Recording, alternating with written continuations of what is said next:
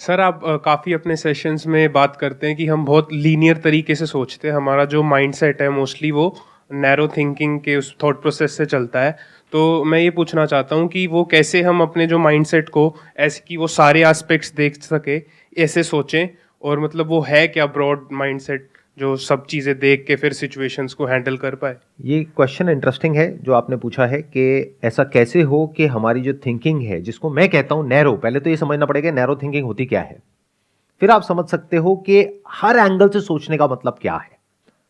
हम सबकी थिंकिंग का एक सेंटर पॉइंट होता है, दैट इज दी सेल्फ।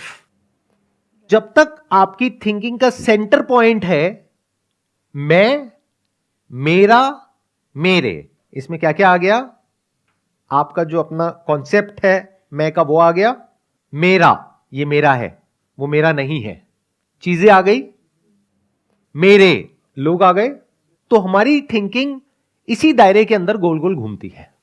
हमारे जितने भी बायसेस हैं वो सब इसी से रिलेटेड हैं। जो मेरे लिए कन्वीनियंट है उसको मैं सही कहता हूं, जो मेरे लिए बेनिफिशियल नहीं है या इनकन्वीनियंट है या मेरे कंफर्ट जोन से बाहर है उस सबको मैं गलत कहता हूं। तो हमारी थिंकिंग बस इस मी से ही शुरू होती है और मी पे ही खत्म हो जाती है। सो ये जो हमारा मैं का दायरा है, इस दायरे के थ्रू हम इस दुनिया को देखते हैं, समझते हैं, इंटरप्रेट करते हैं, और ये बहुत ही बायस्ड है। ये बिल्कुल ऐसा है आपने एक रंगीन चश्मा लगाया हुआ है, सबने अलग अलग रंग का, तो एज इट इज कहीं किसी को कुछ नहीं दिख रहा है। कोई बोल रहा है ये जो सिचुएशन है या ये जो इंसान है ये पीला है, कोई कह रहा है नीला है, आपस में लड़ रहे हैं, मर रहे हैं, कट रहे हैं।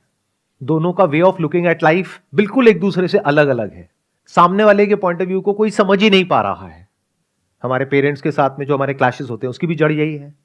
वो अपने मैं से देख रहे हैं इस दुनिया को, और जो बच्चे हैं वो अपने मैं से देख रहे हैं इस दुनिया को, तो वहां पे क्लैश हो जाता है। अगर दोनों में से कोई एक दूसरे के वर्ल्ड व्यू में एंटर कर सके तब वो समझ सकता है कि उसका स्टैंड पॉइंट क्या है, नहीं तो हम समझ ही नहीं सकते। फटाफट से लोगों को देखते हैं, दोनों में से एक कैटेगरी में फिट करते हैं कि इस इंसान से मेरा फायदा है, नुकसान है। फायदा है तो उस इंसान को हम यूज करते हैं अपने फायदे के लिए, नुकसान है तो उससे पीछे छुड़ाते हैं फटाफट से। और अपने इस फायदे और नुकसान को भी हम कभी क्वेश्चन नहीं करते हैं। तो बड़ा हम कभी सोच नहीं पाते हैं, बड़ा हम कभी देख नहीं पाते हैं, दूर तक नहीं देख पाते हैं। दुनिया में जो एक्चुअल में हो रहा होता है उसको हम नहीं देख पाते हैं। जैसे एआई में इस वक्त कुछ इतना बड़ा हो रहा है जिसकी कोई हद नहीं है, लेकिन इंडिया में 99.99% लोगों को उसके बारे में कुछ भी नहीं पता है। They have got no clue of what is coming. मेरे जो सेशंस अपलोड हुए हैं एआई से रिलेटेड, वहां पे जाकर के कमेंट्स देखो, लोगों को मजाक लग रहा है। तो हो रहा है कुछ बहुत बड़े लेवल पर। जो सिलिकॉन वैली में स्टार्टअप्स हैं एआई बेस्ड, उनको फंडिंग मिल रही है, एक के बाद एक कंपनीज आ रही हैं, एक के बाद एक प्रोडक्ट्स आ रहे हैं। जैसे पहले एक प्रोडक्ट डेवलप होता था और लॉन्च होता था कुछ साल बाद, फिर उसमें से कुछ चलते थे कुछ नहीं चलते थे। आज कुछ दिनों में लोग लॉन्च कर पा रहे हैं, क्योंकि जो बेसिक इंफ्रा चाहिए होता है मशीन लर्निंग के लिए वो सब रेडी है। उसके ऊपर आप कुछ भी बिल्ड कर दो। एक ने चैट जीपीटी निकाला, एक ने उसी का ऑटो जीपीटी निकाल दिया। तो ये सब क्या है हमें पता ही नहीं है। क्यों? क्योंकि हम अपनी प्रॉब्लम्स में बिजी हैं। तो हम समझ ही नहीं पा रहे कि 2 साल बाद, 5 साल बाद, 10 साल बाद क्या होने वाला है। प्लस आप लोग अगर ध्यान से अपने बिहेवियर को ऑब्जर्व करोगे तो वहां पर आपको बहुत सारे कॉन्ट्रडिक्शंस नजर आएंगे। वो तब देख सकते हो जब इस मैं से आप फ्री हो जाओ। मैं से फ्री होने का तरीका है इस मैं को क्वेश्चन करना पड़ेगा, और कोई तरीका नहीं है। तब आप उसके झूठ को देख सकते हो। बिल्कुल जैसे कि एक भूत होता है, आप में और एक भूत में ज्यादा फर्क नहीं है। मैं आपकी लुक्स के ऊपर टॉन्ट नहीं मार रहा हूं। मैं कह रहा हूं कि मतलब अंदर से आप जिसको मैं बोलते हो, उस मैं में एट अ साइकोलॉजिकल लेवल और एक भूत में कोई फर्क नहीं है। दोनों को क्वेश्चन करो, गायब। और हो सकता है आप क्वेश्चन करो और सिंसियरली करो और फिर उस मैं के झूठ को देख लेते हो। अब आप बैठ करके तसल्ली से इस दुनिया को जैसी है वैसे देख सकते हो, खुद को जैसे हो वैसे देख सकते हो। फालतू की बातें नहीं करोगे फिर। ये जो पूरी दुनिया में होती है, जो भी बातें आप सुबह से रात तक सुनते हो या करते हो, उन सबको क्वेश्चन किया जा सकता है। आपके पैरों के नीचे से जमीन निकल जाएगी, क्या बोल रहे हो सर, हमने तो बुक्स में कुछ और ही पढ़ा है। जो बुक्स में होता है और जो रियलिटी में होता है उसमें जमीन आसमान का फर्क होता है। बट उसको देखने के लिए you have to be free from this concept of self. तब कह सकते हैं कि आपकी विजन बड़ी है, तब आप देख पा रहे हो जो सच है उसको एज इट इज, बिना किसी फिल्टर के, बिना किसी लेयर के। उसमें से 99% बातें आप कह नहीं सकते लोगों को, लोग बर्दाश्त नहीं कर पाएंगे। लोग झूठ में ही जीते हैं और वहीं पे खुश है।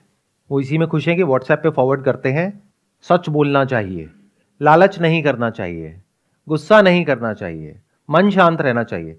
ध्यान से कभी ऑब्जर्व कर लेना, जो सबसे ज्यादा इस तरह के व्हाट्सएप मैसेजेस फॉरवर्ड करते हैं ना लोग, सबसे घटिया वही होते हैं। किसी को बोलना पड़ रहा है कि मैं बहुत ईमानदार हूं, मैं बहुत अच्छा हूं, किसको बोलना पड़ रहा है? जो घटिया है उसी को तो बोलना पड़ रहा है, जो बेईमान है उसी को तो बोलना पड़ रहा है। जो एक्चुअल में ईमानदार होगा वो कभी कहेगा, for example you are a male, तो आप जा करके कहोगे कि मैं आदमी हूं, मैं आदमी हूं, मैं आदमी हूं। तो पागल है क्या? समझ गए? सबसे इनसिक्योर वही लोग होते हैं सर मेरे हिसाब से। अब देखो क्या हुआ, आपने कहा कि सबसे इनसिक्योर वही लोग होते हैं, बट वो लोग आपसे और हमसे अलग नहीं है ना। जी आप ही तो वो लोग हो। मतलब यही तो गड़बड़ हो जाती है। हम खुद को हमेशा बचा करके रखते हैं, इसी को नैरो विजन बोलते हैं। हम क्या करते हैं, सोशल मीडिया पे गए, अपनी पूरी भड़ास निकाल दी किसी भी इंसान के ऊपर, तो इतनी घटिया हरकत कैसे कर सकता है, और खुद हम अंदर से ऐसे ही है।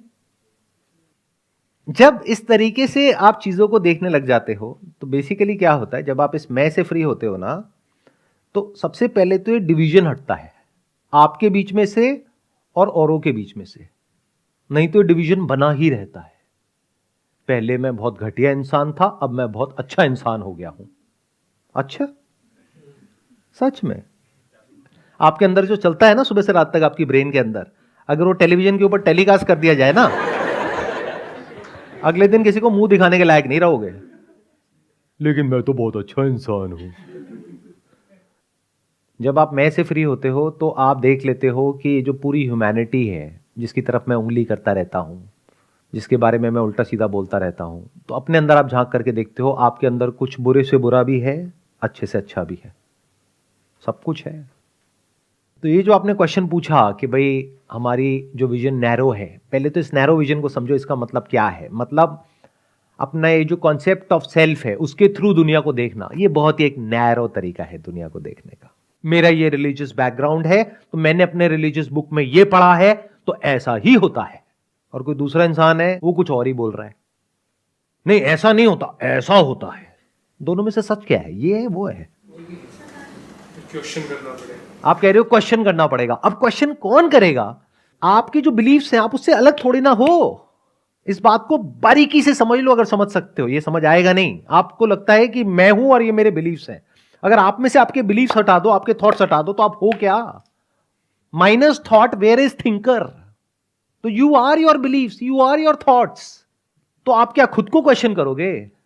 अपनी जो रिलीजियस बुक है उसको क्वेश्चन करने का मतलब खुद की आइडेंटिटी को क्वेश्चन करना, वो करोगे आप। उसके लिए तो आप लड़ने मरने को, कटने को तैयार हो, उसको बचाने के लिए। तो एक है बायोलॉजिकल सेल्फ, एक है साइकोलॉजिकल सेल्फ। मैं जब क्वेश्चन करने की बात कर रहा हूं तो मैं बायोलॉजिकल सेल्फ को क्वेश्चन करने की बात नहीं कर रहा हूं, क्योंकि वहां पे तो एक सर्वाइवल इंस्टिंक्ट है आपके अंदर, और वो होना भी चाहिए कि कोई आप पे अटैक करने को आ रहा है तो आप अपने आप को डिफेंड कर रहे हो, या उससे लड़ रहे हो, या भाग रहे हो। फाइट और फ्लाइट रिस्पॉन्स एक्टिवेट हो जाता है, that is fine, that is biological. But psychologically क्या होता है? साइकोलॉजिकली जो आपके बिलीफ्स हैं, आइडियाज हैं, जो आपकी मान्यताएं हैं, जो भी आप मानते हो, उसको कोई क्वेश्चन करता है तो इतना गुस्सा क्यों आता है? क्योंकि आप वो ही हो। और जब आप उन सारे बिलीफ से, अपने आइडियाज से, नोशन से, सबसे फ्री हो जाते हो, तो आप खुद से फ्री हो जाते हो। फिर आप कुछ भी क्वेश्चन कर सकते हो। अब आप डरे हुए नहीं हो और सबकी तरह, कुछ भी मान लिया, उसको पकड़ करके बैठे हुए हैं और कुछ भी बोलते चले जा रहे हैं। तो खाली हो जाओ अगर हो सकते हो तो, तब आप देख पाओगे कि एक्चुअल में इस दुनिया में क्या हो रहा है। बिल्कुल ऐसे जैसे आपकी ब्रेन है, इसको ऐसे देखो, एक मिरर के जैसी है। अब इस मिरर पे इतनी गंदगी है, इतना कुछ है कि कुछ दिखता ही नहीं है। उसके अलावा जो उस पर है, क्या है उस मिरर के ऊपर? आपकी ब्रेन में क्या है? मेमोरी है। तो उस मेमोरी के अलावा ब्रेन में क्या कुछ और नया आता है? जब कुछ देखते भी हो तो उसको भी मेमोरी के थ्रू देखते हो। देखते ही एकदम से अंदर कुछ बोलने लग जाते हो। कभी बिना बोले देखा है इस दुनिया को? बिना कुछ बोले क्या कभी देखा है इस दुनिया को? कैसे देखते हैं ये पता है। तो कहां देखा हमने? मैं कुछ भी बोलता हूं, सामने से कमेंट आता है कुछ ना कुछ, और वो कहां से आ रहा है, कहीं से कुछ पढ़ लिया है, बस उसको बीच में ला करके रिलेट कर दिया, मतलब उसके थ्रू देखा, एज इट इज तो देखा ही नहीं। फॉर एग्जाम्पल मैं रीबर्थ से रिलेटेड कुछ बोल रहा हूं, तो फटाफट से क्या किया, अपने माइंड में जाकर के ढूंढा कि क्या मेमोरी पड़ी हुई है, कहां क्या पढ़ा है, क्या सुना है अपने घर वालों से, और क्या आपके बिलीव्स हैं, उसके थ्रू समझने लग गए। तो क्या खाक समझ आएगा आपको मैं क्या बोल रहा हूं? मैं छोड़ो, कोई भी क्या बोल रहा है कुछ समझ आने वाला है ना। अगर वो आपके बिलीफ से मैच होता है तो कहोगे वाह वाह क्या बात कह दी, और नहीं होता है तो क्या बकवास कर रहे हो। So this is called the illusion of knowledge.